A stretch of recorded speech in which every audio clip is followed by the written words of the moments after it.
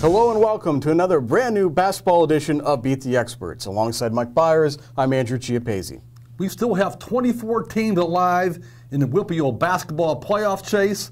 12 boys, 12 girls, but only a few are playing early this week. So AJ, let's look at those early games this week. Yeah, those early games this week are all about wrapping up the first round of the WPIAL basketball playoffs. 4 local teams in action before we finally get to the quarterfinal games this weekend. And the only boys team is a first round game for Olsh. The Chargers taking on Fraser on Tuesday. They're the 5th seed in the Class 2A bracket, and really this shouldn't be much of a challenge for Olsh. Fraser is just 6-17 and made the playoffs by tying for the last playoff spot in Section 2 in Class 2A.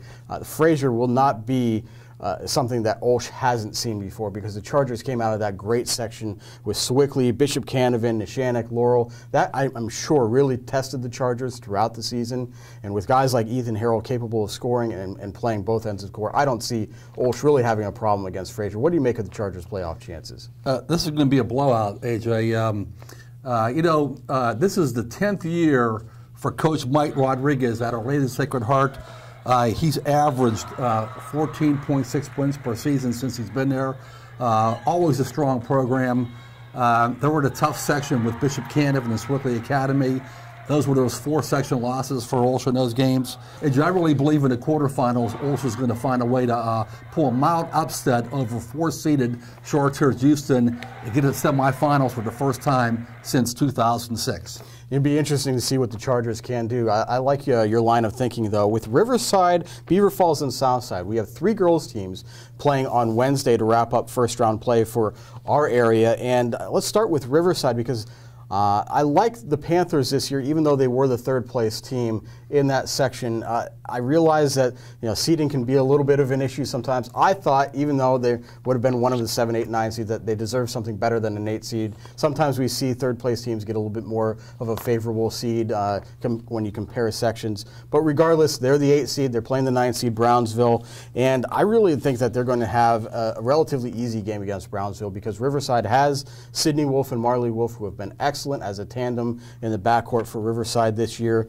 And if they had a different sort of line into the playoffs, maybe Riverside could make a run, but they'll at least get a win in this first round game against Brownsville, and then we'll see what happens against the top seed in Class 3A. I agree. Riverside is a very solid program with Coach John Wolf.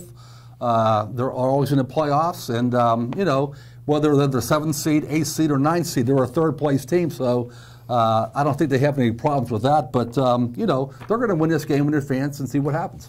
And as far as Southside and Beaver Falls go, you take a look at these 2 teams, and both are back in the playoffs after missing for the last couple of years, so they're certainly enjoying just being back. And for both teams, they don't have easy matchups in the first round. I think it's more about them enjoying getting back into the postseason and trying to build something. I do think Beaver Falls has a little bit of a chance against Avonworth. Southside has a really tough draw against perennial contender Carlinton. But Beaver Falls, because of some wins over Riverside, and they even beat 5A Montour, which was a playoff team, might be able to pull off an upset against Avonworth, but Avonworth definitely favored in that game. Yeah, you know what? The Southside Carleton game is a 5-12 game.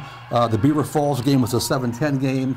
Both our local teams are not expected to win this game, but anything can happen in the playoffs. Sometimes it happens. So we shall see if one of those teams might be a Cinderella. We shall see. That does it for this week's episode of Beat the Experts. You can keep track of all of these games this week on timesonline.com. Join us at noon Thursday for the latest edition of Game On the Record. So for Mike Bires, I'm Andrew Chiappazzi. That does it for now. We'll see you soon.